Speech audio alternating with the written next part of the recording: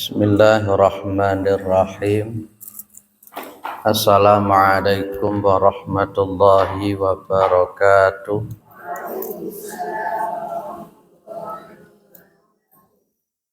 Alhamdulillah.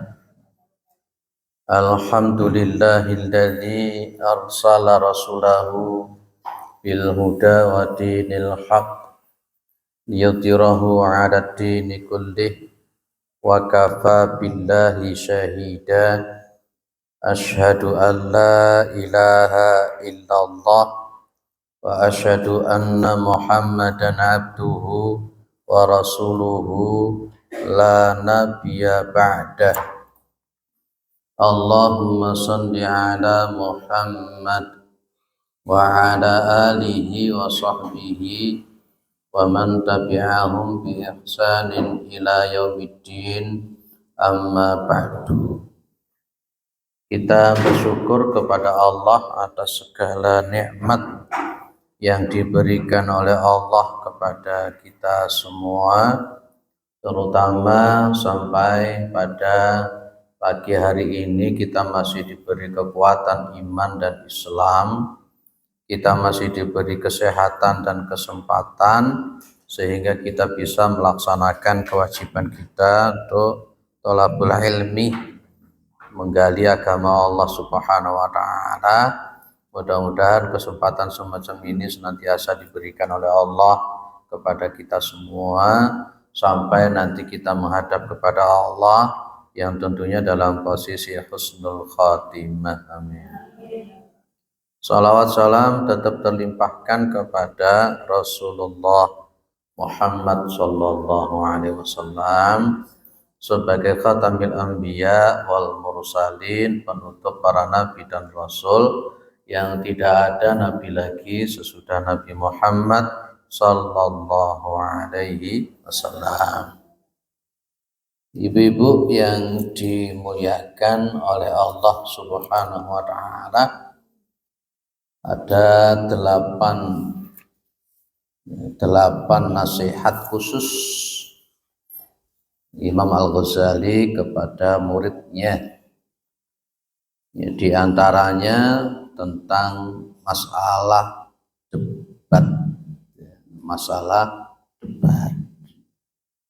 Beliau mengatakan kepada muridnya, la tunadir ahadan fi mas'alatin mastata'ta.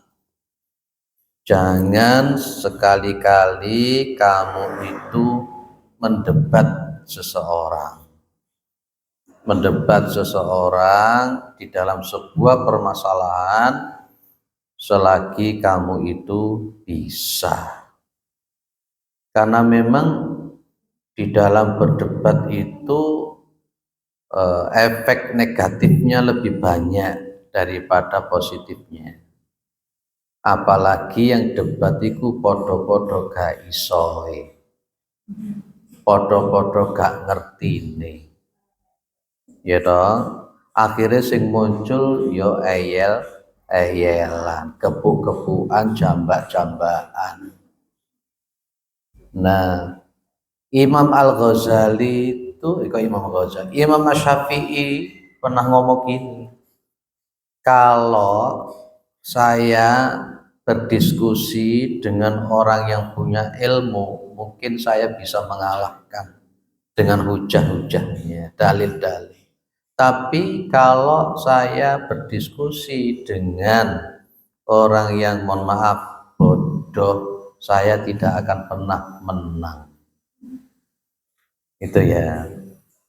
Kita ini percuma habis-habisin energi ketika berdebat, berdiskusi terutama dengan orang yang tidak menggunakan akal yang sehat dan logika yang benar serta dalil yang betul. Nanti yang dimunculkan mung pokoke ngotot. Maka apakah kemudian debat itu tidak boleh? Jawabannya itu boleh dengan debat itu boleh dengan catatan, dengan syarat. Nanti di dalam Al-Quran itu pakai kata-kata wajadilhum billati hiya ahsan. Diskusi dengan mereka, debat dengan mereka dengan debat-debat yang baik. Tapi ingat ya Ibu, diskusi itu nomor telu.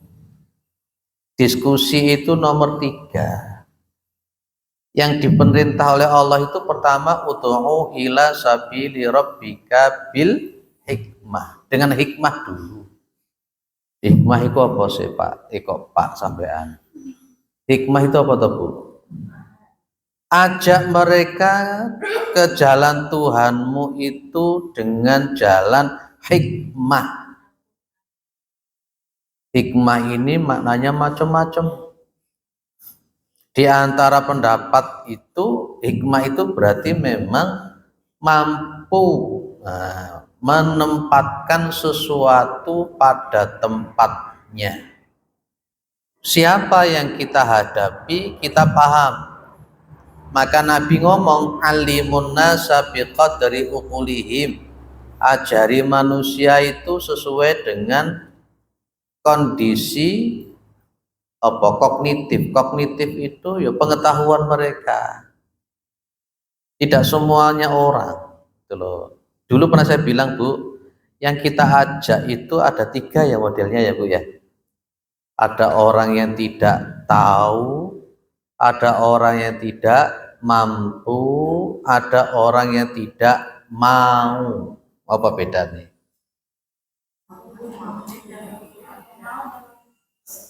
Ada orang itu yang memang dia tidak tahu. Jenengan durung-durung wis ngotot awakmu kafir gak gelem salat lho, jangan dulu. Ditakoni dhisik, nyapa sampean kok gak salat? Lah kok jawabane ngeletek lho. Lah aku ki ngerti salat iku wajib, tapi aku gak ngerti donga-dungane, gak apal donga-dungane lho. Lek ngono piye? Apa yang harus jenengan lakukan? Apa langsung ngelok-ngelok nih?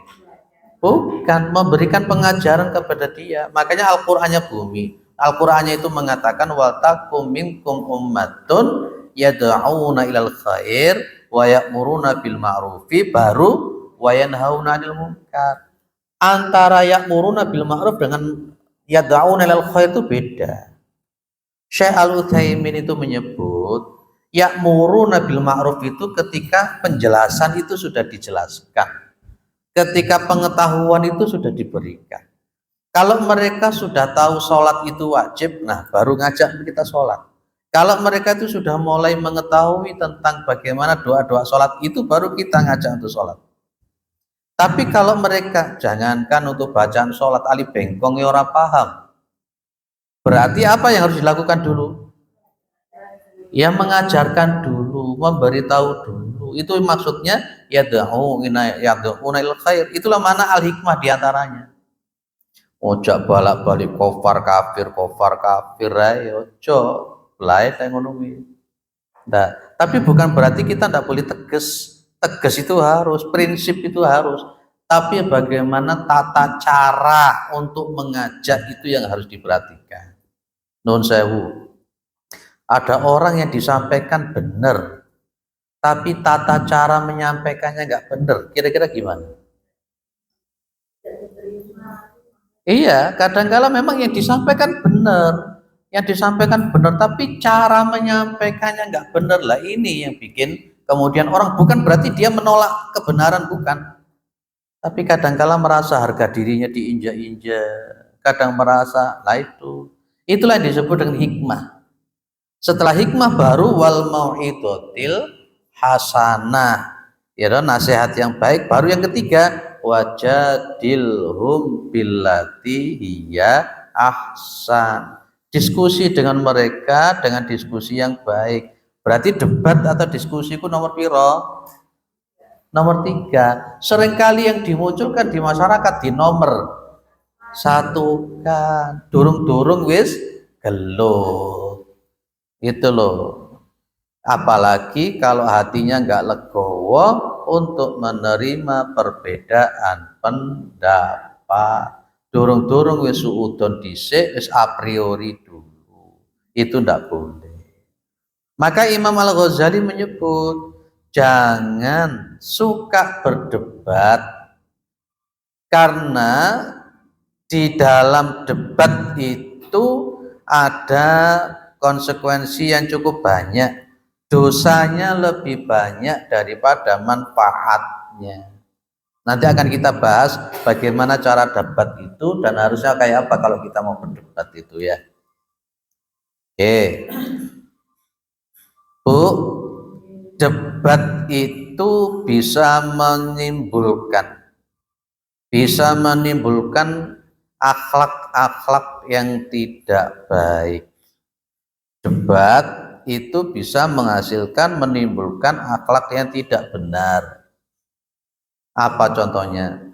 Karyai, riya. Jenenge riya itu tebar pesona. Ada orang itu yang dia debat niatnya bukan untuk cari kebenaran. Ada orang yang diskusi debat itu niatnya hanya kepingin iki lo aku pinter. Itu sudah syirik gitu ya. Saya ingin memberi patokan, kalau memang kita harus terpaksa, ya kan? Kalau kita memang harus terpaksa untuk berdebat sama orang, satu harus tahu ilmunya dulu. Tentang apa yang kita diskusikan itu harus menguasai. Umpamanya kita contoh diskusi berdebat tentang masalah wudhu, umpamanya. Sebelum berdebat tentang masalah wudhu, kuasai dulu ilmu-ilmu tentang wudhu. Kalau kita umpamanya mau berdebat tentang masalah sholat, kuasai dulu ilmunya tentang sholat itu. Nggak boleh hanya sekedar jari ini pokoknya, nggak boleh. Itu nanti yang bikin nggak karu-karuan. Ya, jadi kalau kita mau berdebat, kuasai ilmunya dulu. Yang kedua, berdebat itu niatnya harus ditata dengan baik. Debat atau diskusi itu niatnya apa toh, Bu? Mencari kebenaran.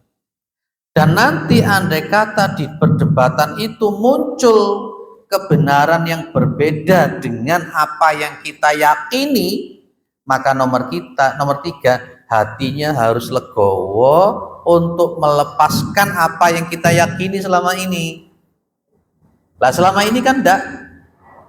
Begitu debat, begitu diskusi, dalil dipaparkan sedemikian rupa, dia kemudian tidak mampu untuk mengkanter, menolak daripada dalil-dalil yang disebutkan, kok malah muring-muring, kok menyerang pribadi, itu tidak boleh. Itu yang terbanyak begitu. Kadang-kadang malah gak nyopo barang. Dikandani yu iki lo yu Al-Qur'an ini, yu iki hadis ini yu. Yu iki Imam Syafi'i, Hambali, Maliki, Hanafi begini loh, begini. Lah kok marono gak nyopo, kan repot. Ada kawan-kawan kami juga begitu. Awalnya enggak tahu apa-apa. Tiba-tiba baru di share di WA-nya, dia dijabri. Dia baca, oh. Akhirnya dia jawab dengan kitab A, dengan kitab B, dengan ini di screenshot macam-macam. Begitu dijawab kok malah diblokir. Lalu lucu tuh model begitu. Aneh, orang model semacam itu aneh. Jadi clear ya, ojo kakean debat, ojo kakean diskusi. Yang perlu itu ngaji ilmu. Lah, yang tadi itu debat itu menimbulkan apa penyakit hati yang pertama? Riya. Ya tebar pesona. Oh iki aku pintar. Dong kan. Nomor dua, debat itu bisa menghasilkan namanya hasud, iri, dengki. Kalau oleh mau debat bisa sampai namanya otot lehernya sampai metu-metu barang. Begitu dia kalah debat, akhirnya pasek-pasean, gak sopo-sopoan, dulu lagi gak boleh, gak oleh. Engkau akhirnya munculnya itu talqib, kayak gelar-gelar, oh anjani awakmu, apa, yang paling sering sekarang, Wanjane awakmu ahlul bid'ah, wanjane awakmu wahabi lho. Lah apa kok hubungannya ke sana? Karena diskusi debat itu maksudnya karena Allah untuk mencari kebenaran. Nomor telu apa meneh? Debat itu bisa menyebabkan sombong. Kenapa dia bisa sombong, Bu? Begitu dia mampu mengalahkan lawannya, muncul sudah, oh lebih baik pinteran aku daripada awakmu. Nah, ngono kan barang. Jadi memang debat itu banyak negatifnya. Bahkan juga debat itu bisa menghasilkan apa? Permusuhan. Andai kata tadi panjenengan itu terpaksa untuk berdebat sama orang tiga tadi itu ya, sudah ya. Apa tadi yang tiga tadi itu? Ilmu. Si nomor loro apa? Niat yang benar. Yang ketiga, legowo niati. Terus ada tata cara aplikatifnya. Kalau bisa itu kalau panjenengan berdebat itu, ya dong. Kalau bisa panjenengan itu berdebat itu memang tidak dengan ditonton oleh orang banyak. Kalau bisa, supaya apa itu? Andai kata panjenengan nanti mampu untuk bisa mengkantar semua jawabannya, mohon maaf, dia harga dirinya akan tetap terjaga. Makanya kan Imam Syafi'i juga nggak mau bolehkan kita ngolok-ngolok orang di depan orang banyak, itu nggak boleh. Karena setiap orang itu mesti ada merasa namanya harga diri. Jadi kalau umpamanya kita diskusi sama orang, lebih baik tidak dipertontonkan banyak orang. Nanti kalau dipertontonkan banyak orang, nanti munculnya mesti jelek. Oh, niatnya kita itu kan untuk niat cari golek kebenaran, bukan karena pengen tahu mana menang yang salah. Kecuali kalau ada maslahahnya yang lebih besar masalah itu.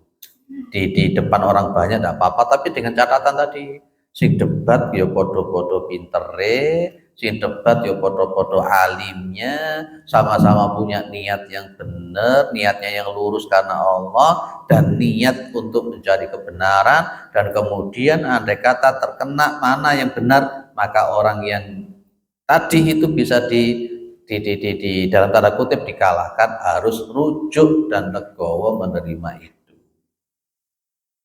Oke, pamane contoh, jenengan delok ada orang itu habis wudhu kok udik-udikan ambek bojone, kok gak batal, kok langsung sholat. Jenengan hati ini kemerungsung, Mas. Lah aku nyamono nyamini mulai cilik sinau kok jadi Pak Yai ku kok batal, lah iku kok gak batal. Ojo muring-muring ngono iku dhisik. Jangan baper dulu. Ditanya, cari referensi, kenapa ya kok gak batal ya? Oh ini, oh ternyata ini Imam Hanafi, Imam Maliki, Imam Hambali itu gak batal ya. Ternyata yang batal cuma Imam Syafi'i loh. Kenapa saya diajari mulai kecil itu Imam Syafi'i? Ya karena di Indonesia rata-rata madzhab Syafi'i. Belajar meneh. Oh ternyata gitu. Akhirnya tadi legowo wes. Jadi akhirnya memandang orang yang tadi persentuhan kulit laki-laki dan perempuan tidak membatalkan wudhu, gak muring-muring meneh, gak pakai kacamata kuda meneh, wis lego. Oh dia pakai madzhab Hanafi, Maliki atau madzhab Hambali. Akhirnya orang yang tiga ini, madzhab Hanafi, madzhab Maliki, madzhab Hambali, lungo kaji enteng. Apa kok enteng, Bu? Lah jenengan apa ngotot lungo kaji nggih madzhab Syafi'i? Ayo ngotot to. Enggak, aku madzhab Syafi'i mulai cilik aku diajari batal. Maru jenengan tawaf kudu ping pira sampean? Sa'i wudu ping pira sampean? Lepas lagi full begitu. Aduh, jenenge lanang wedok, apalagi orang-orang di luar kita itu kadang kala yo ngono. Tata kramane kadang ku yo ora enek. Jenenge ngono. Jenengan ngotot madzhab Syafi'i. Wudu ping pira jenengan? Iya, akhirnya mau tidak mau, akhirnya pindah madzhab Hanafi, Maliki sama bali lho ngono iku lho semang metenteng ternyata ning kono ngono.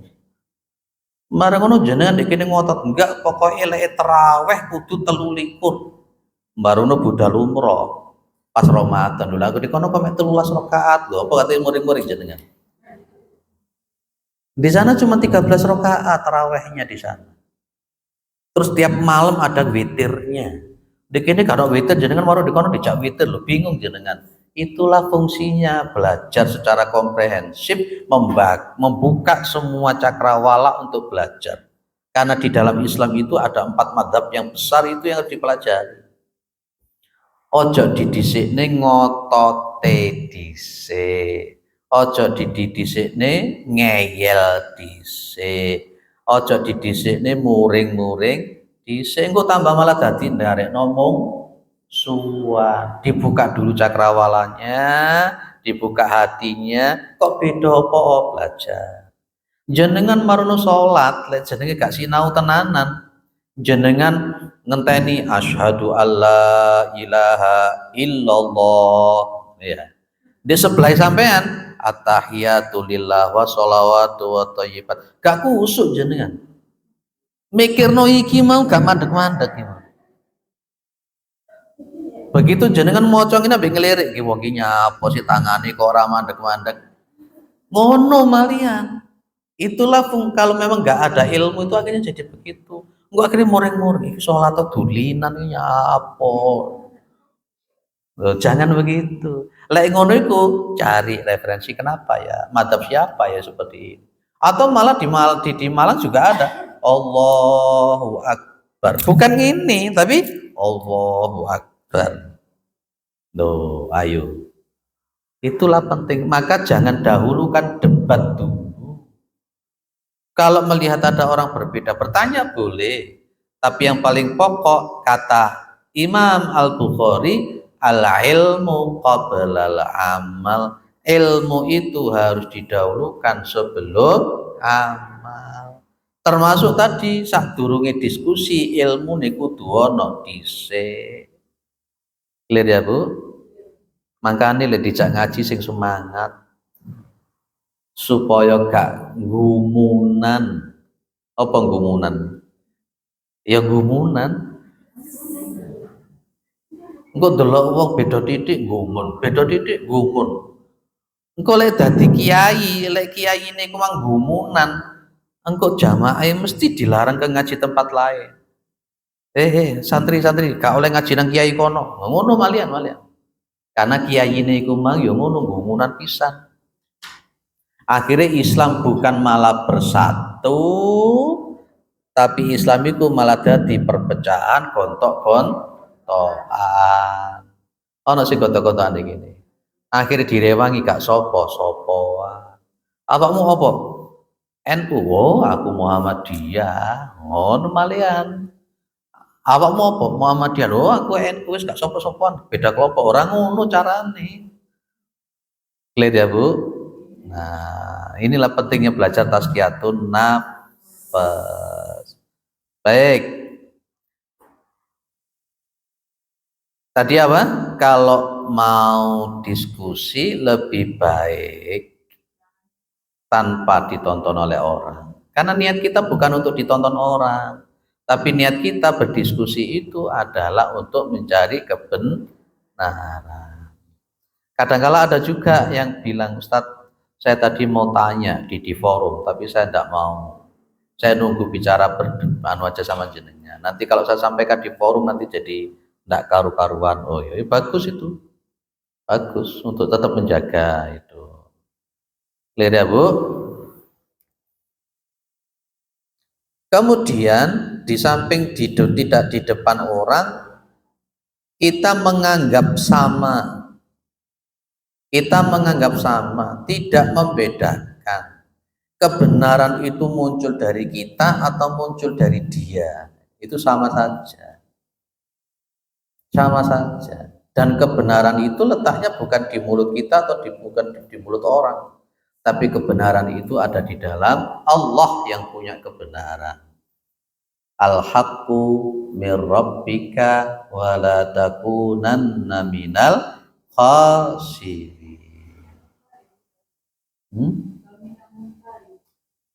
Oh iya, walatakum minal mumtarin. Ada walatakum minal mumtarin atau walatakunan minal mumtarin. Oke, sampai lompat. Baik, kita lanjut ya.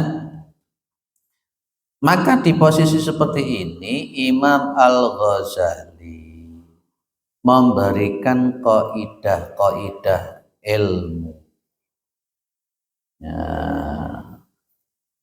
Imam Al-Ghazali memberikan kaidahnya ilmu.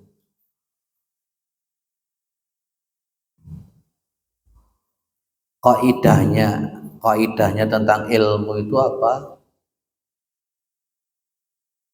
Kaidahnya tentang ilmu itu kebodohan itu otomatis adalah sebuah penyakit. Ibu, musuh orang Islam yang paling berat selain setan itu siapa? Ya kebodohan itu. Lek setan jelas ya musuh. Innahu lakum aduwwum mubin wa anibuduni hadza siratal mustaqim wa laqad adalla minkum jibilan katsira. Setan jelas. Ada musuh kita. Apa itu? Kebodohan. Di samping kebodohan itu merupakan penyakit hati yang butuh untuk diobati. Maka Ali bin Abi Thalib itu malah mengatakan namanya bodoh itu penghalang kesolehan seseorang. Di dalam kitab Nashaikhul Ibad, bagaimana dia bisa jadi soleh sementara dia bodoh berkenaan dengan ilmu syariat? Ibu, nun sewu, saya ulang lagi ya. Berarti musuh kita itu adalah kebodohan itu. Jangan menerima kebodohan itu. Kebodohan itu harus diperangi dan kebodohan itu harus diobati. Kenapa kita sampai 350 tahun dijajah itu? Memang pinter yang namanya Belanda itu. Belanda itu memakai divide et impera. Mayoritas yang Islam itu diadu domba. Dan mereka itu mohon maaf dijauhkan dari agama. Dibodohkan dari agama, kemudian ditabrak-tabrakkan. Nah itu makanya begitu muncul Budi Utomo kan sudah mulai berpikir sudah orang itu ya, muncul Budi Utomo itu sudah mulai pemuda-pemuda yang mulai sekolah-sekolah berpikir, ada Soekarno, Muhammad Hatta, macam-macam, baru terbuka semua. Sebelumnya pokoknya mangan gak mangan wis pokoknya ngumpul ngono wis. Marono dikarani karo Londo bahwa namanya dunia itu penjaranya orang mukmin dan surganya orang kafir, ya semua terus diwolak-walik. Ayo Bu, kita semangat untuk memerangi kebodohan. Dan kebodohan itu adalah penyakit yang harus diobati. Kalau ada orang itu nerimo qanaah berkenaan dengan ketidaktahuan, lah maka itu berbahaya. Tak kembangno titik aja lara ati ya, lek ngaji aja lara ati sing legowo. Nabi mengatakan manusia itu dibagi 4 berkenaan dengan masalah ilmu. Ini masalah ilmu dulu, nanti adalah ilmu dan harta. Nanti orang itu ada satu orang itu yang rajulun yadri wa yadri annahu yadri. Ono wong pinter dan dia tahu kalau dirinya pinter. Lah. Orang pertama ini kalau terkena talbisnya iblis bisa sombong. Tapi kalau hatinya bagus bisa rendah hati. Jadi ono wong pinter tahu kalau dirinya pinter. Ada orang yang kedua itu rajulun yadri wala yadri annahu yadri. Ono wong pinter tapi ndak tahu kalau dirinya pinter. Loh ya boleh model ini. Dia itu pinter tapi dia ndak tahu kalau dirinya pinter. Orang seperti ini harus dibangunkan untuk supaya dia mengamalkan ilmunya kepada yang lain. Nomor telu apa Bu? Rajulun layadri wayadri annahu layadri. Nun sewu pakai bahasa rada kasar titik. Nun sewu ya, ono wong bodoh terus ngerti kalau dirinya bodoh. Ini biasanya lek wong nomor telu iki sik penak karena dia merasa aku gak ngerti, sik penak diajak. Nomor telu. Si nomor papat iki sing paling parah iki nomor papat iki. Apa Bu si nomor papat Bu? Rajulun layadri walayadri annahu layadri. Nun sewu ini. Ada orang yang bodoh tapi dia tidak tahu kalau dirinya bodoh. Ayo, kita ini termasuk yang mana kira-kira? Bahaya itu. Kalau yang nomor 4 ini berbahaya. Ya harapan kita itu masuk di nomor 1 tadi. Jadilah orang pinter atau jadilah orang yang mau belajar atau jadilah orang yang cinta kepada ilmu. Ya dah? Apa meneh? Atau jadilah orang yang pakai bahasa Arabnya kun aliman. Jadilah orang yang pintar. Au mu'alliman, atau orang yang mengajar. Au muta'alliman, atau orang yang mau belajar. Au muhibban, atau orang yang cinta kepada ulama dan ilmu.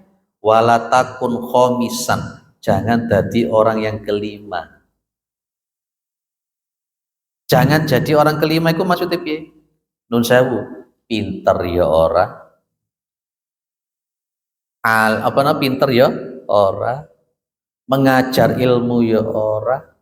Belajar ilmu ya ora. Seneng majelis taklim ya ora. Iku sing nomor 5. Rusak wis. Wong pinter yoga, ngajari wong ya ora, belajar ilmu ya ora gelem, dijak nama majelis taklim ya ora. Iku. Ayo, karena itu penyakit. Mohon maaf, Indonesia kita diobok-obok itu yang paling bisa diobok-obok, yang paling bisa diadu domba itu yang mana? Yang nomor 5 itu tadi. Orang yang tidak mau itu gampang karena dia tidak ada ilmunya. Tapi yang sudah punya ilmunya, sudah apa ya enjoy saja, tenang. Oh awakmu kunut, aku gak kunut di ora apa-apa, padha islami. Oh awakmu terawih 23, aku 11 wis padha ae ana dalile masing-masing. Yo penak. Mohon maaf ada orang bodoh. Datang ke haji sana, ibadah haji. Lah kok maru ning kono gak ono kunute. Akhirnya gak gelem sholat subuh di Masjidil Haram loh. Karena dia ngotot, Pak Yai ku ngomong gak sah loh ya boleh model ngono kuwi. Berarti akhirnya ya sak mono kae sak dunia iku salate kan sing sah malia. Ya aja ngono carane belajar iku. Ono sing ngono nek kene gak ono kan? Nggak ada. Ayolah sama-sama belajar. Oke, tadi apa? Ada 4 orang ya. Ada 4 orang dan juga jangan yang nomor 5 tadi.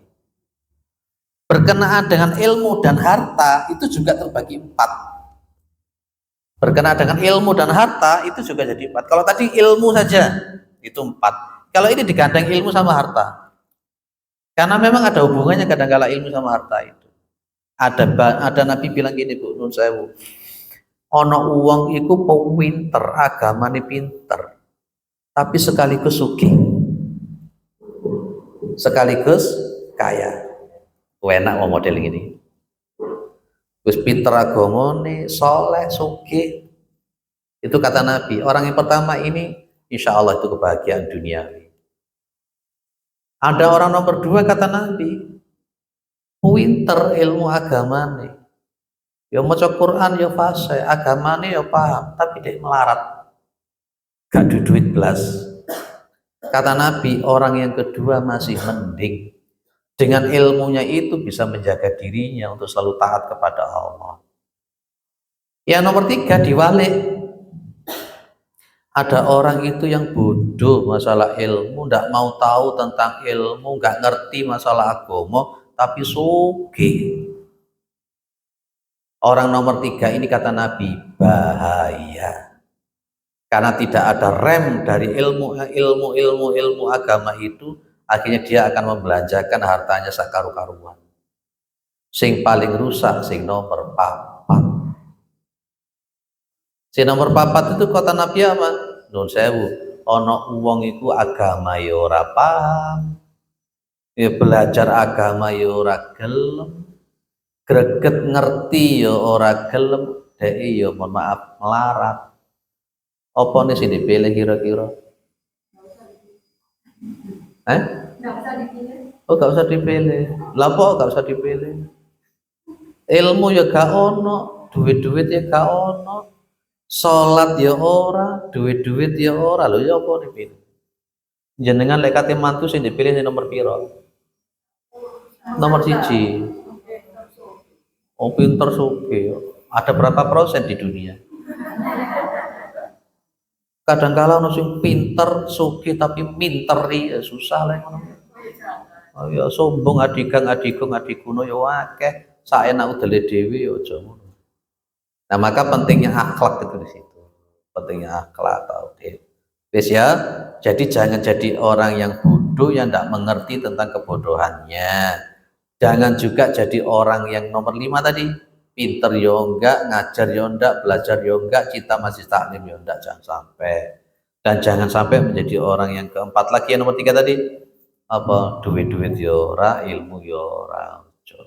Saya doakan mudah-mudahan jenengan ini semuanya yo pinter, yo sugih, Allah ya.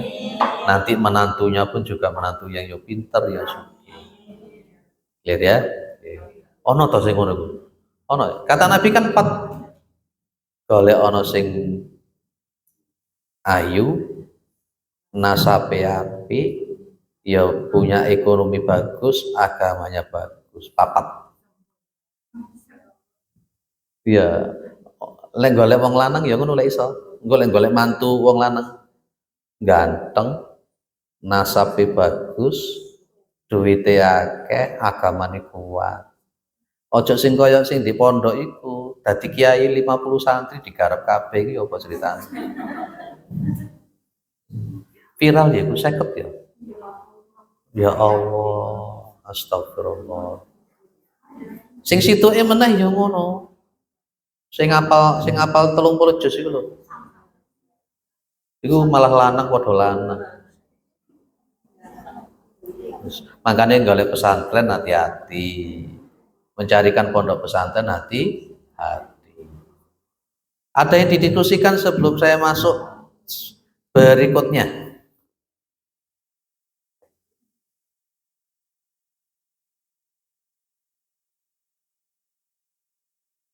Kalau di sekitar kita ada yang masa depan batin itu apa yang harus kita lakukan, padahal itu keramanan yang dekat ya sudah menyampaikan, tapi masya Allah anu apa sering gitu anu apa ininya tanggapannya gitu loh.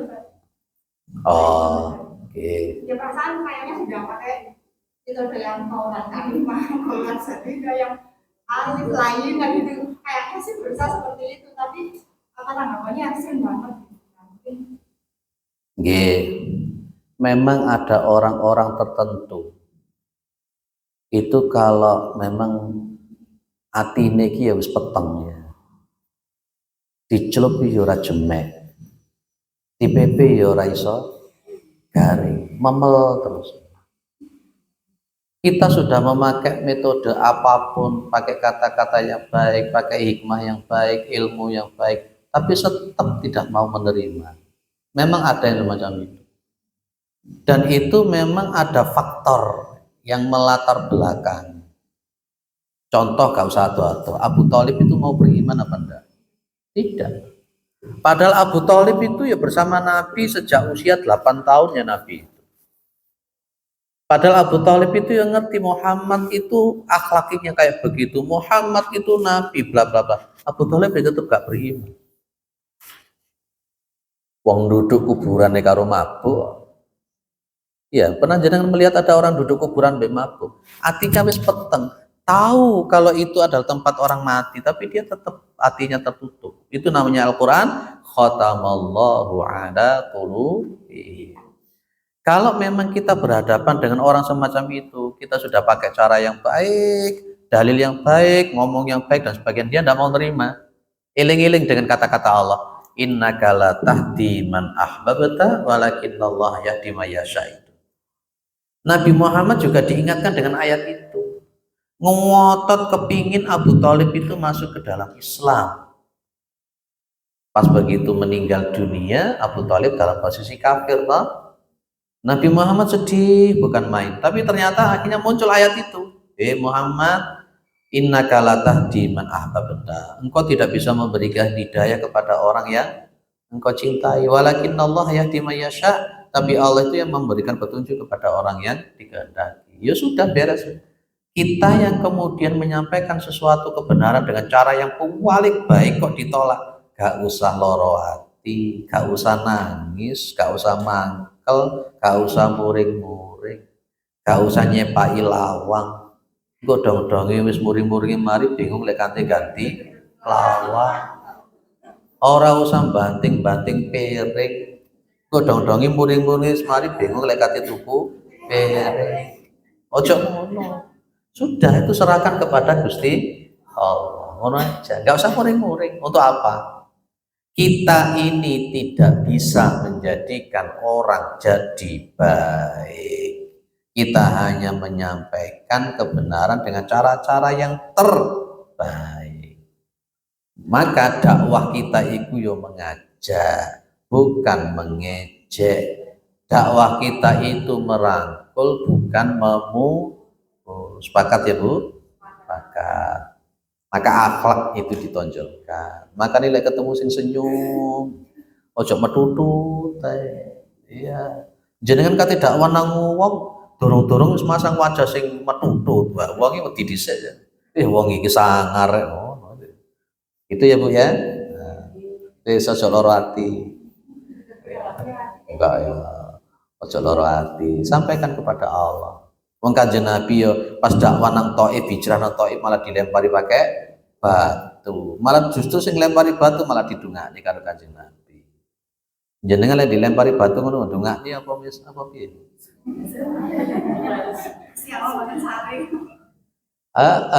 Kanjeng Nabi diidoni karo wong sampai 3 dina berturut-turut. Malah yang idoni ya sakit, beliau orang pertama yang ngunjungi. Dan jenengan diidoni ping 3 ngono ya apa ceritanya? Kadangkala kita ini yang muncul, lek awakmu gak nyopo, aku gak nyopo. Lek awakmu merengut, aku yo merengut. Biasanya lah ngono sih. Oh ndak, temenan lah. Ya, alhamdulillah. Alhamdulillah. Baik, ada lagi yang disampaikan?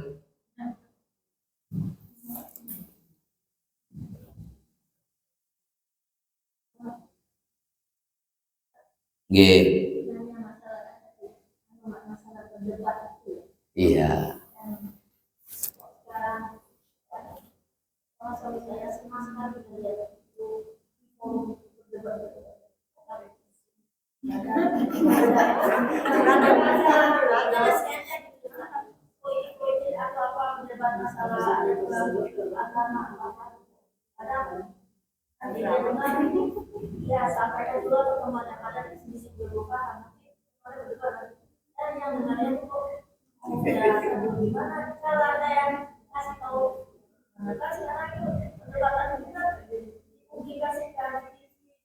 Iya. Dan kadangkala kan memang saya potong, dan kadangkala dia nggak paham toh mana yang benar.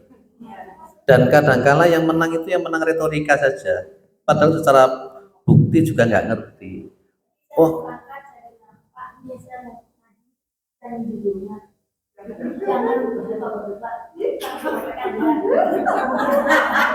Ya nanti apa yang saya sampaikan ke dia. Iya.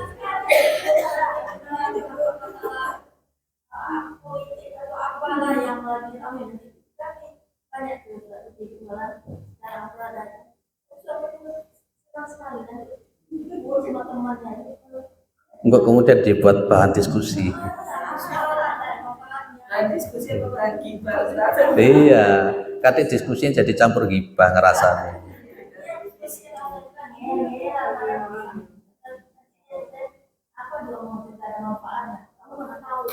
Ayo.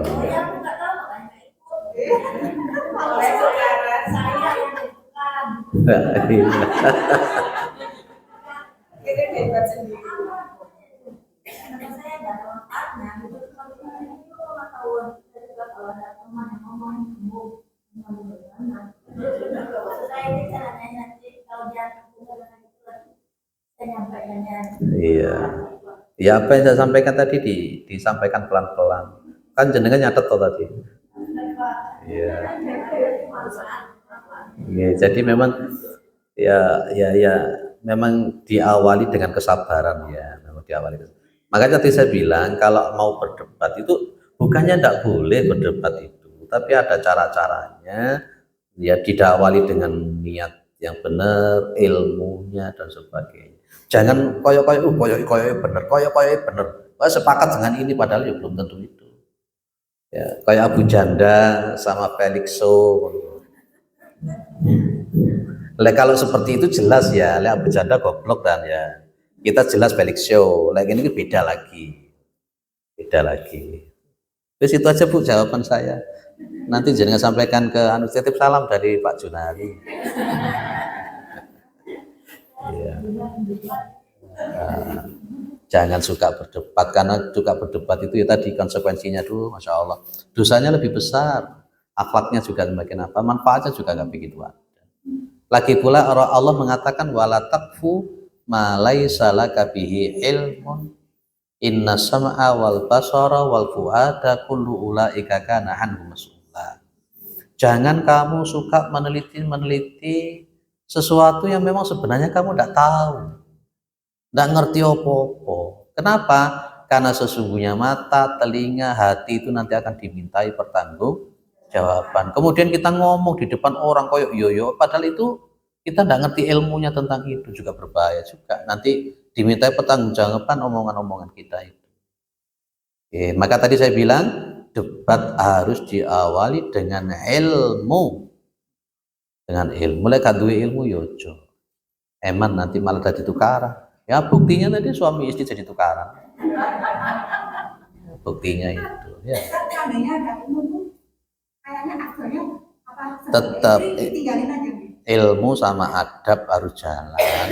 Dan kalau umpamanya tadi sudah saya katakan, Imam Asy-Syafi'i ngomong kan tadi, kalau saya berdebat dengan orang yang punya ilmu, punya hujah, mungkin saya bisa menandingi, mengalahkan. Tapi kalau berdebat dengan orang yang tidak punya ilmu, saya pasti kalah. Kalahnya dengan apa, Bu? Kalahnya dengan ngototnya itu. Ngototnya itu, ngeyelnya itu. Saya pun juga kalau sudah tak lihat ada orang ngomongnya sudah ngotot ngeyel, sudah usah diteruskan. Ini berarti nanti ngomongnya bukan pakai ilmu, bukan pakai akhlak, niatnya sudah beda, sudah wis. Maka Allah bilang wa'arid anil jahilin, berpalinglah dari orang-orang jahil. Nanti akhirnya kita jadi tambah. Saya sama orang-orang suka berdebat seperti itu saya lebih baik dia. Kecuali kalau dia memberikan hujah, saya begini, caranya nyampaikan begini Ustaz, gini. Oh iya, saya paham itu begini. Tapi lah durung-durung wis mumbul dhisik, mandek aja. Gak usah diterusin. Nanti malah mumbul terus nanti. Jangan, gak usah. Itu nggih. Wis jagalah hati. Jangan kok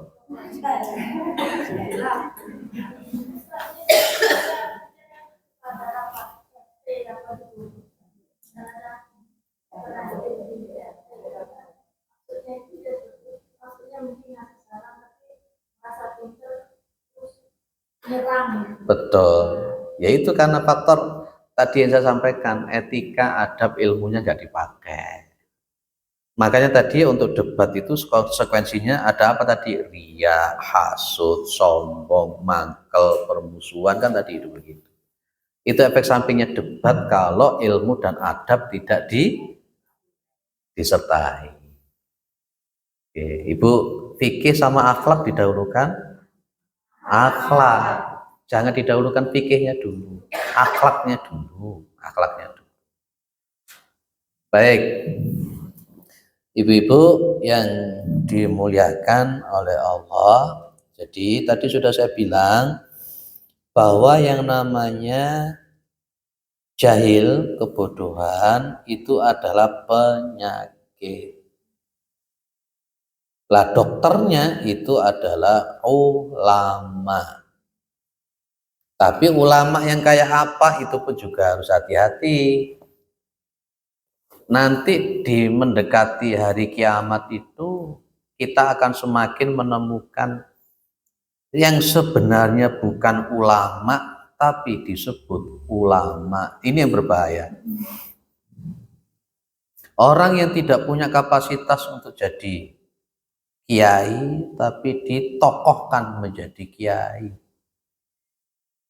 atau yang seharusnya kapasitasnya bukan wali tapi dianggap wali. Yang kemarin ada lagi masuk kasus lagi ketika mohon maaf istrinya dikapaknya gitu loh, dan dia tidak bisa berbuat apa-apa karena dianggap bahwa gurunya itu adalah wali. Baiklah wis gak genah to pisan. Ndak mungkin toh jenenge wali ku ngutik-ngutik bojone wong, ya ora mungkin toh. Tapi karena saking bodohnya pengikutnya itu, mohon maaf, saya ulangi sing rada kasar titik. Karena saking bodohnya pengikutnya itu menganggap itu wali sampai bojone dikapak-kapak nih oleh itu piye ceritanya. Dulu yang viral dulu juga begitu, punya guru spiritual sampai diajak, mohon maaf, hubungan suami istri yo mau, katanya transfer ilmu. Loh, saking bodohnya itu yo. Oh, itulah pentingnya, Bu. Ditaruh di pesantren, anak-anak itu dikongkon ngambungi sikile kiai ini ya. Bapak Ibu RW anak ngambungi sikile kiai ini yo. Meneng ya, saking bodohnya syariat itu. Itu berbahayanya bodoh itu di situ. Ya toh? Sampai kemudian salah paham tentang hadis-hadis yang sebenarnya dhaif dan palsu. Sampai menuduh Kanjeng Nabi itu seneng karo wong lanang barang, itu kan gimana atau posisi ini? Itu ada sebuah channel namanya Sunnah Nabi itu. Saya lihat tuh kaget, wih. Dia juga pakai hadis-hadis Nabi. Yo, pembela ini sing kemarin viral itu, yang 30 juz hafal itu. Itu Bu, makanya sekarang zaman ini zaman fitnah. Lek ngaji ojo neng YouTube. Kalau kita ngajinya di YouTube, apalagi kita ndak punya bekal alat, gak bisa mengkanter mana yang benar, mana yang salah. Jalan? Betul. Ya itulah efek sampingnya kalau ngajinya di YouTube. Tapi kalau ngaji datang ke majelis taklim seperti ini, ada sharing, ada dalil, ada apa enak. Itu loh. Makanya memang benar di sini memang betul bahwa kebodohan itu adalah penyakit dan obatnya adalah ulama, dokternya ulama. Tapi ulama yang kayak apa dulu? Itu yang sudah dipesankan oleh Imam Asy-Syafi'i rahimahu.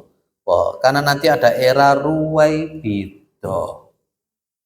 Era ruwaibidah itu apa? Orang yang tidak punya kapasitas di dalam masalah keilmuan tapi dia dijadikan tokoh. Dan Nabi sudah mengatakan nanti orang alim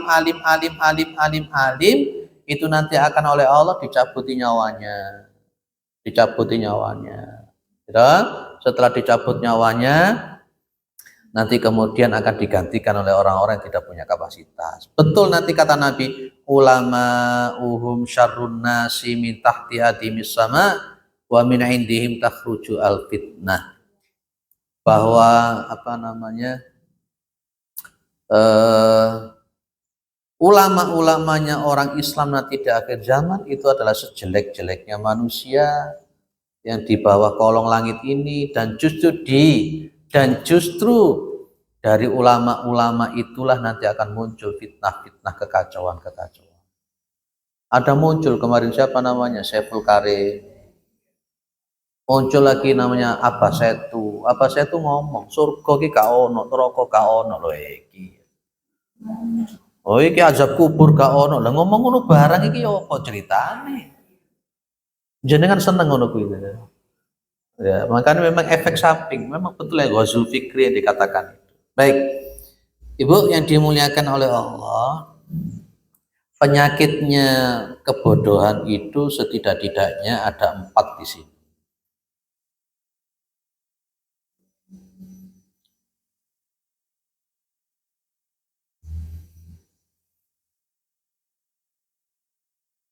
Kebodohan itu setidak-tidaknya ada 4 macam. Sakitnya kebodohan itu kan tadi saya katakan bodoh itu adalah penyakit.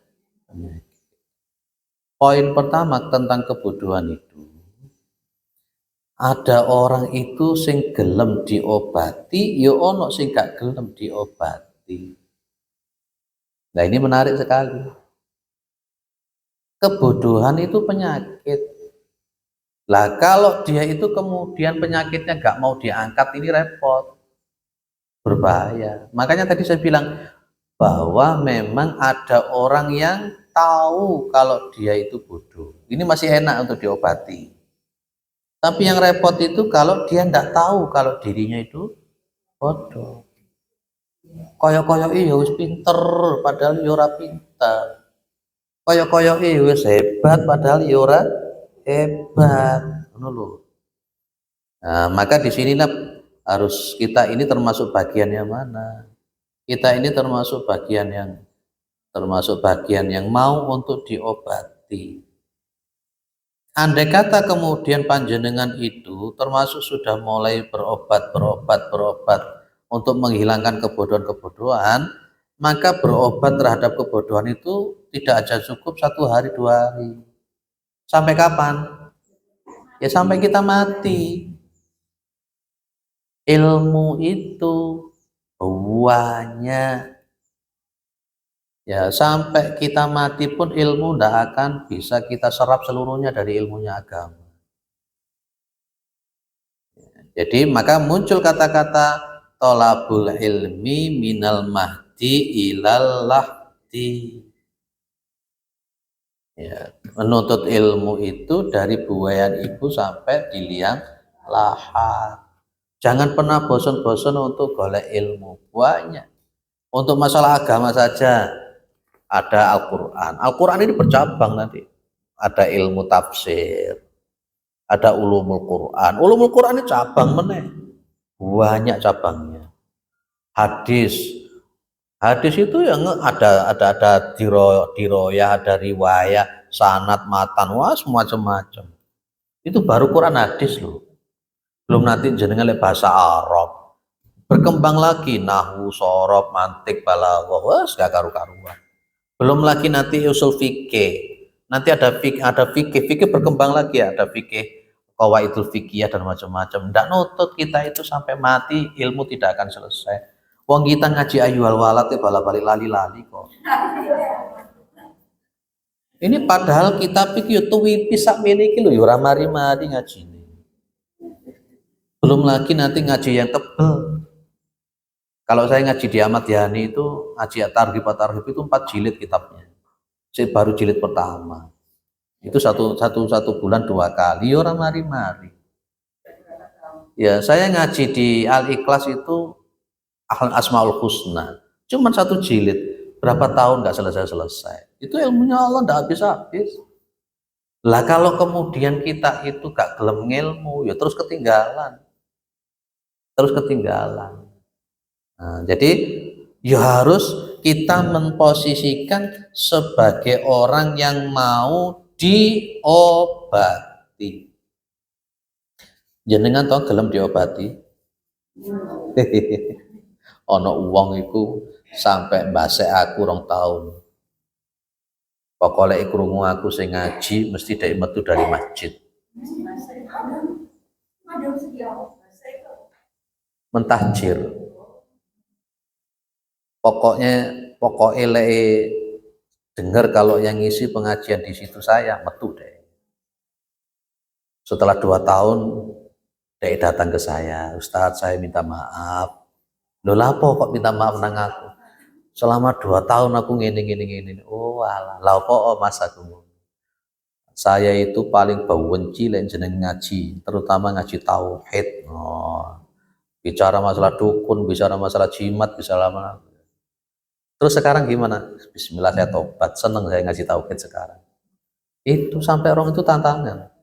Itu berarti kan dia itu mau diobati walaupun sudah terlambat. 2 tahun dia tidak mau diobati. Kita berapa tahun tidak mau diobati? Karena kita sudah terkontaminasi oleh taklid fanatisme. Ibu, kebiasaan itu memang susah untuk dirubah ya. Tapi jenengan mau toh untuk dirubah dari kebiasaan yang tidak baik. Tapi menjadi wangel. Oke, kayak biyen ngene kok. Lah repot lah kayak biyen ngene. Suatu saat nun sewu, suatu saat di sebuah kampus itu ada ngundang Pak Yai membahas tentang masalah wudhu. Ya madhabnya madhab Syafi'i, kitabnya A, kitabnya B, kitabnya C. Terus diajari. Baru setelah dibahas selesai. Masuk waktu asar wudhu. Ada salah seorang itu wudhu itu sudah pokoknya jauh berbeda dari yang disampaikan oleh Pak Yai tadi. Ditegur sama jamaah yang lain, loh kayaknya tadi Pak Yai ngajari gak gitu toh. Apa ngomongnya dia? Lah aku mulai cilik itu wudhuku yo gini. Ini orang apa namanya, Pak? Padahal baru bab wudhu. Dia ngomong mulai cilik aku ya wis ngene iki. Lah ya apa? Apakah wudhu itu dari kecil? Apakah wudhu itu ngikuti kecil atau mengikuti ilmu? Dia ngotot, mulai cilik aku ngene kok. Lah ya apa model ngono. Ya itulah bikin Indonesia gak maju-maju ya ngono kuwi. Amerika itu sampai menemukan planet setelah Pluto.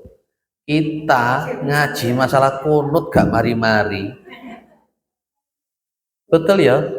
Mereka sudah bisa Masya Allah bisa menemukan bagaimana galaksi ini sampai ke bulan, sampai ke apa. Kita belajar wudhu gak mari-mari. Tapi karena memang konsepnya tidak mau diobati itu tadi. Tidak mau diobati. Insya Allah yang datang ke sini semuanya mau diobati ya. Ya, ini adalah ngajinya Ayu Al-Walati segini gitu. Lek gak gelem diobati yo sangel. Ya, dan mau diobati itu dari faktor hati yang legowo.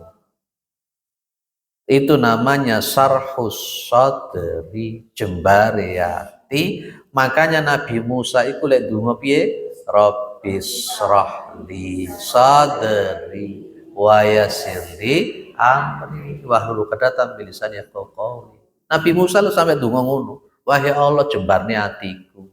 Wahai Allah lapangkan dadaku. Lah kita yang bukan nabi masuk gak gelem donga ngono kuwi. Wes, ono orang yang mau diobati dan ada orang yang tidak mau diobati. Ya, kadang-kala orang-orang yang semacam ini yang tidak mau diobati itu munculnya itu hasud, kedengkian. Itu tadi DKI sing bener kok malah muring-muring, DKI sing bener malah hasud, DKI sing bener malah apa jenenge enggak nyopo. Lah itu enggak boleh. Itu tidak boleh. Ibu yang dimuliakan oleh Allah, ada kalanya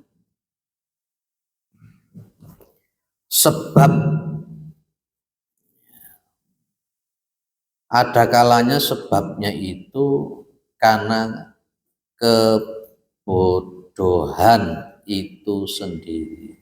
Namanya khomakoh.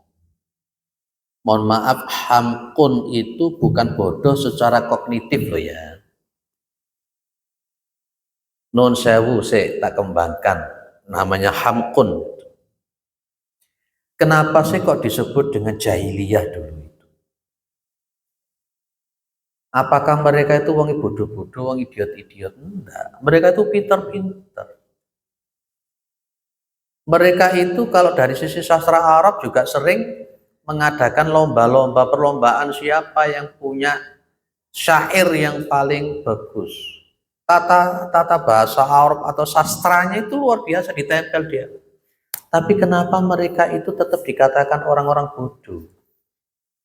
Maka di sini ini bukan bodoh dari sisi ininya, tapi bodoh dari sisi karakter atau akhlaknya. Itu yang berbahaya memang.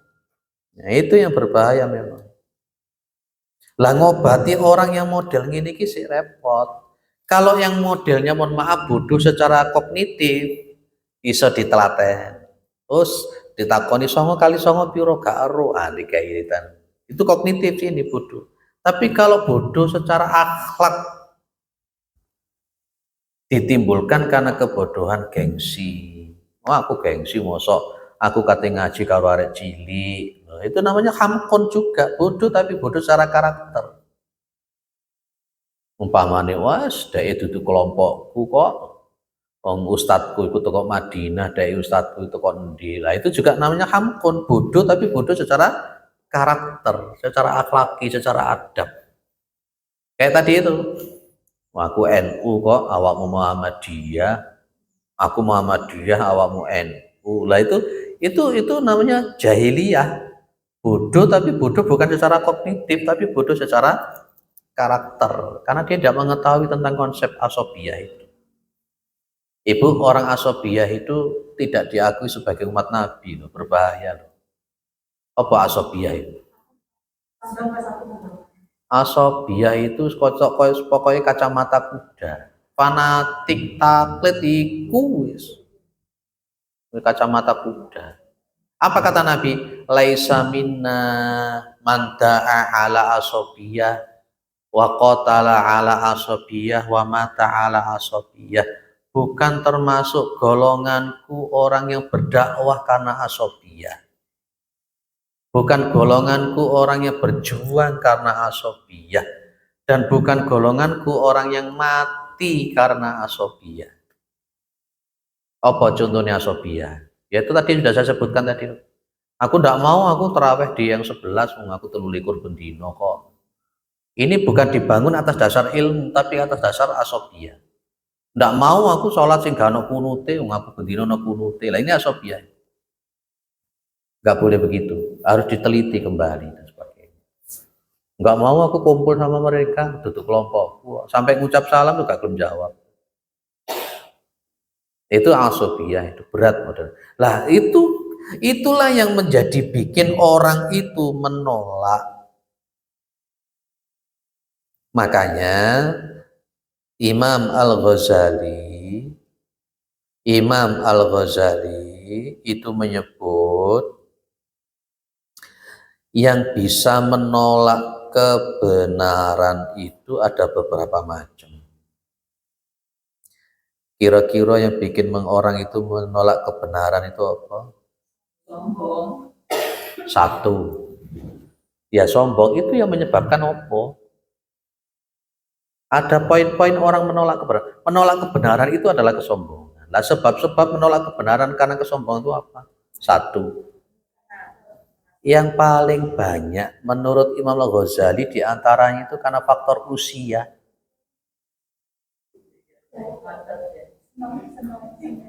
Iya, yang banyak termasuk membuat orang menolak kebenaran, membuat orang sombong itu pertama apa? Usia. Sopo termasuk itu? Iblis itu ternyata kan Iblis itu kan berapa ribu tahun sudah di surga.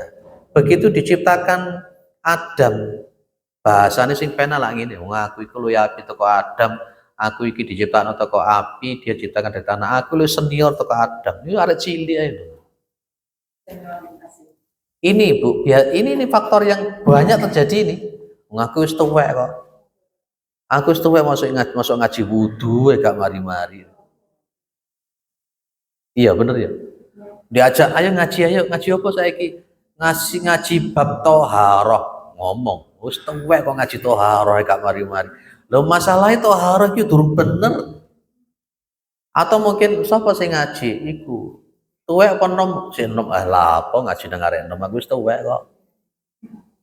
Ini diantara yang membuat orang jadi sombong, menolak kebenaran dan kebodohan tetap terjaga karena faktor usia. Yang kedua, kata Imam Ghazali itu faktor ilmu. Disuruh mongso titeli wis ngerenteng-ngerenteng.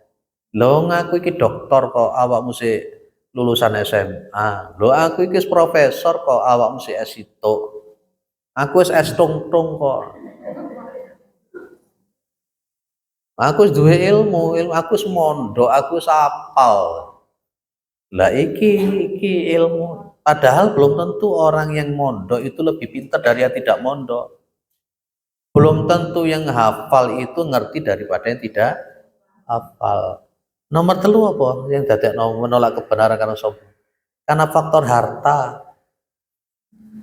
Disuruh mongso sugih. Ini nanti di kitab Masailul Jahiliyah ada itu. Yang saya kaji di Masjid Ar-Rahmat Sulfat itu, Masailul Jahiliyah itu. Karakter-karakter orang-orang jahiliyah. Kapan-kapan kita kaji itu.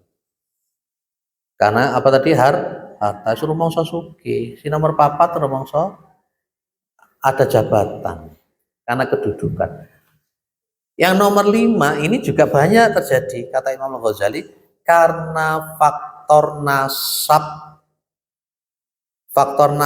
atau karena faktor bapak-bapak turunan-turunan ke atas. Yang disebutkan di dalam Al-Qur'an jelas, wa idza qila lahum muttabi'u ma anjalallahu qalu bal nattabi'u ma wajadna 'alaihi aba'ana.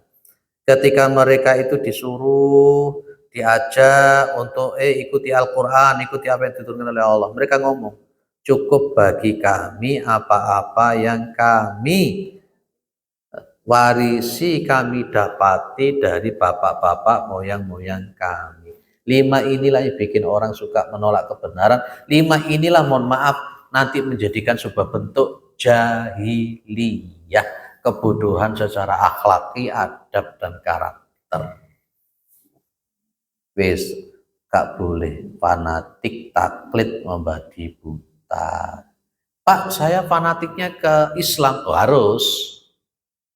Tapi lain jenengan fanatiknya ke kelompok, nah itu yang berbahaya. Bahaya. Lanjut. Nggih, monggo. Saya terpikirnya ini memang Asabia itu memang saya ngerti karena saya juga pernah ada di duduk di situ. Nah, saya berpikirnya kenapa orang itu dan saya semacam sampai bapaknya buangan besar karena mereka itu mendoktrinnya itu top gitu loh. Oh. Jadi gelas kosong itu diisinya itu dengan yang sampai doblong-doblong gitu. Yang datang ke sini dijamin masuk surga gitu.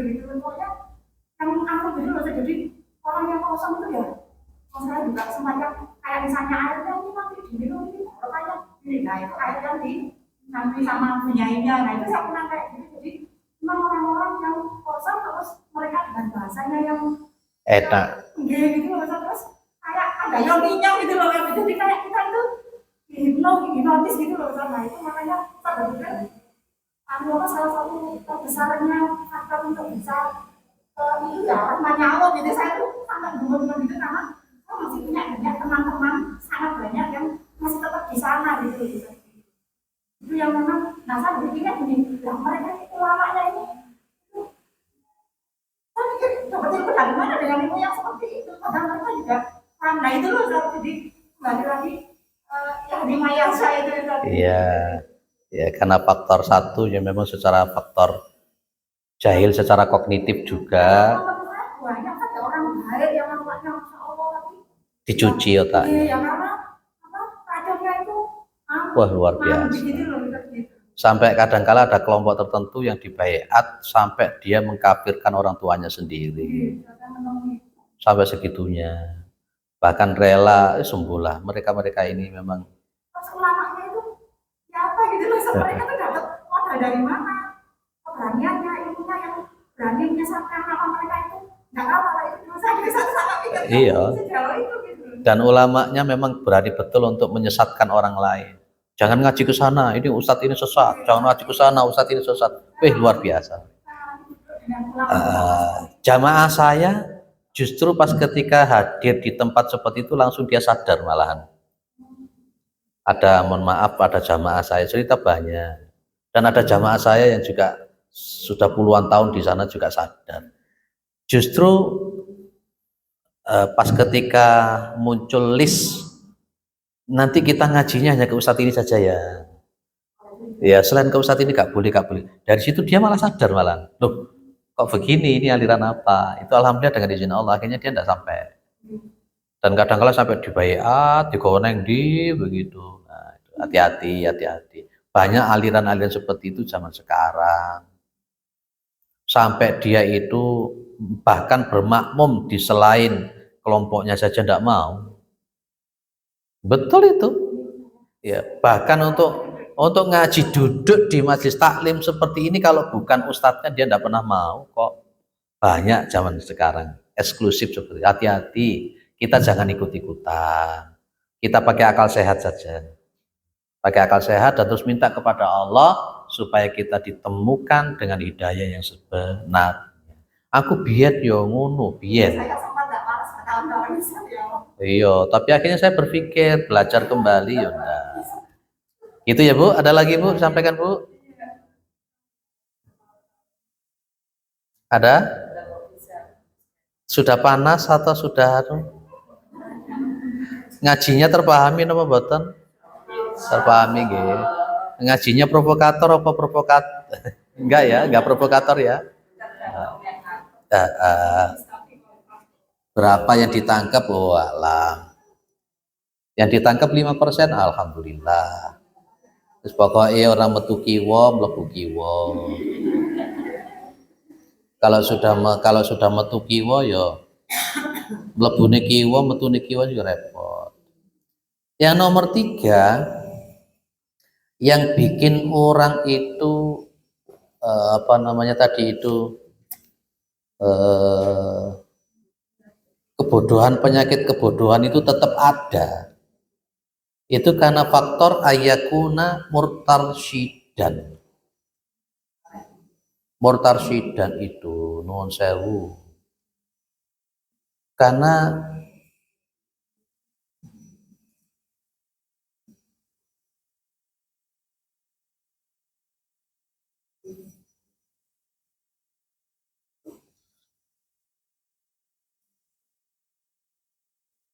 lah murtarsyidan itu orang yang sudah merasa mendapatkan petunjuk.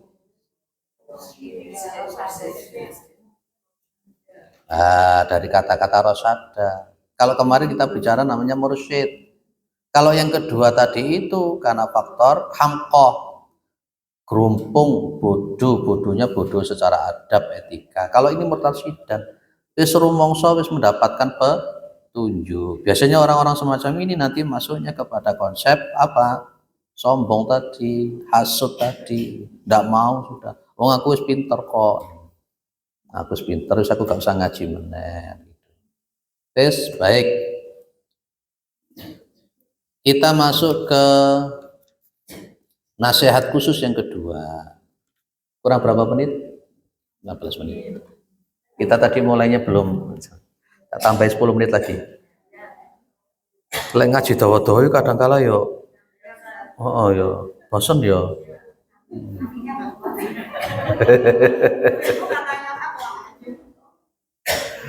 Bu, oke, wis. Jadi nasihat khusus yang pertama tentang apa tadi? Jangan mudah berdebat. Ojo kakean debat. Kalaupun debat harus ada anunya tadi. Oke, kita lanjut untuk nasihat khusus yang kedua. Mimma tadahu huwa antahdara min antakuna wa'idan wa mudzakiran li anna fihi afatun katsiratan. Jadi Ini agak menarik juga ya. Kalau tadi ojo kakean debat, sing kedua ojo kakean dadi orang yang suka apa wa'idan wa mudzakiron. Ada tuh orang-orang yang punya karakter suka menggurui. Apa menggurui? Lek dadi guru tenanan dia mengajarkan sesuatu. Kalau kapasitas menggurui ini kan repot ya menggurui. Apa bedanya menggurui dengan menjadi kalau untuk memberikan nasihat wajib. Kalau untuk mengingatkan wajib. Tapi juga jangan suka jadi orang yang senengani menasehati tanpa melihat dirinya sendiri. Maka di sini dikatakan illa an ta'mala bima taqulu awwalan tsumma ta'id bihi annas fatafakkar bima qila li Isa alaihissalam. Kecuali jika engkau mengamalkan apa yang engkau ucapkan di awal ya, kemudian kamu menasehati. Berarti gini, ojo kakean jadi uang sing menggurui dan kakean nuturi sementara gak gelem berubah diri sendiri dulu. Nuturine iyo, nuturi wong. Tapi untuk nuturi awake dhewe untuk berubah, ini ndak boleh. Ya betul. Di surat As-Saff ayat 2 itu.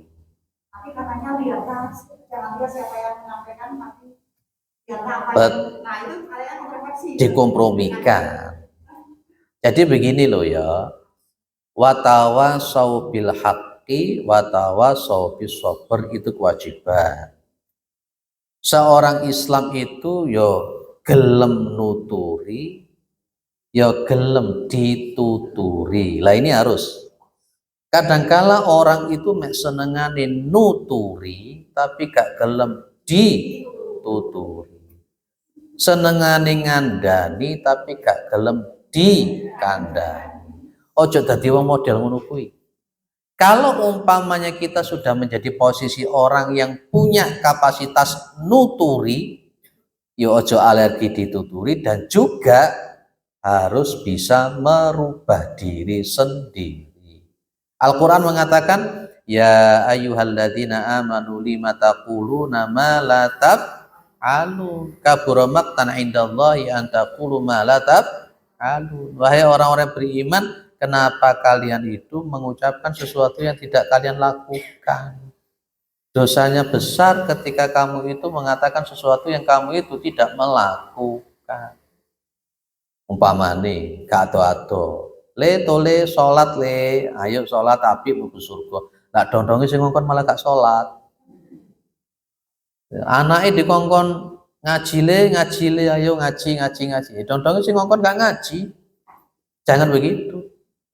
Ya, maka Imam Al-Ghazali pesan, kalau memang nanti menjadi orang yang nuturi, kalau memang nanti menjadi wa'id, dan wa'idan itu orang yang menasihati, atau mudzakiran orang yang suka mengingatkan, lakukan lebih dulu apa? Merubah diri. Ya memang betul undur makola wala tandur mankola itu ya benar, tetap itu dijalankan karena setiap orang tidak mungkin bim salabim abrakadabra langsung berubah.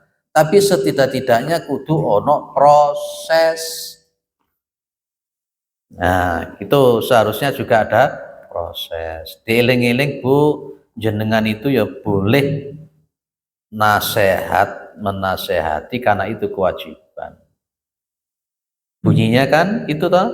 Lah nasihat itu salah satu bagian dari amar ma'ruf nahi mungkar. Tapi lewis iso nuturi uang ya kudu iso nuturi awake dhewe, iso ngrayai citoke dhewe-dhewe. Ojo mung iso ngrayai citoke wong liya tok.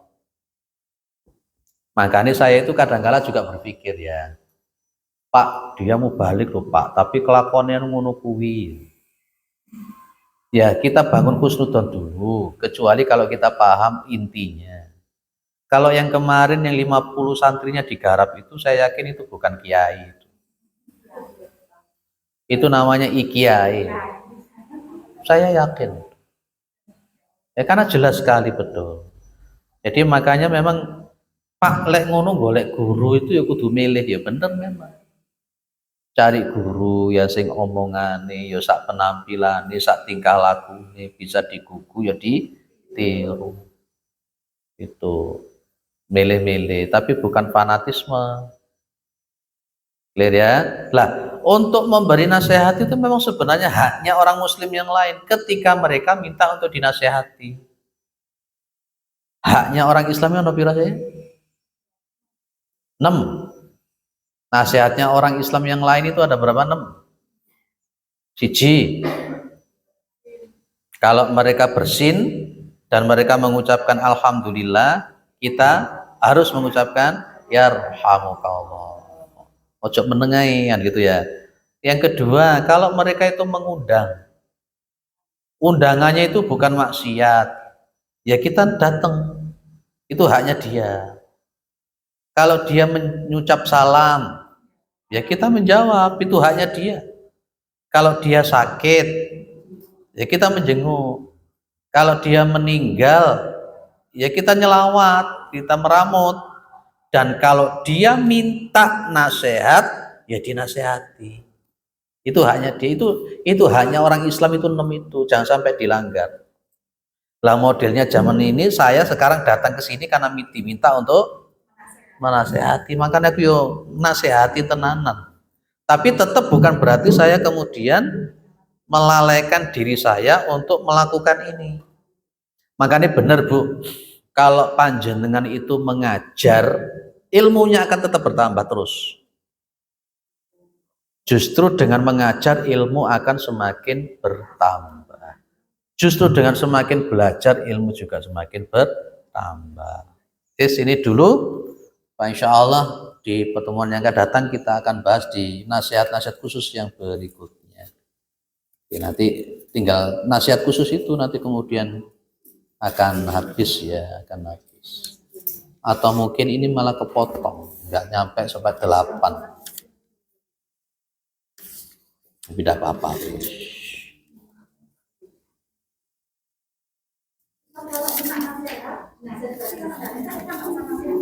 Kenapa?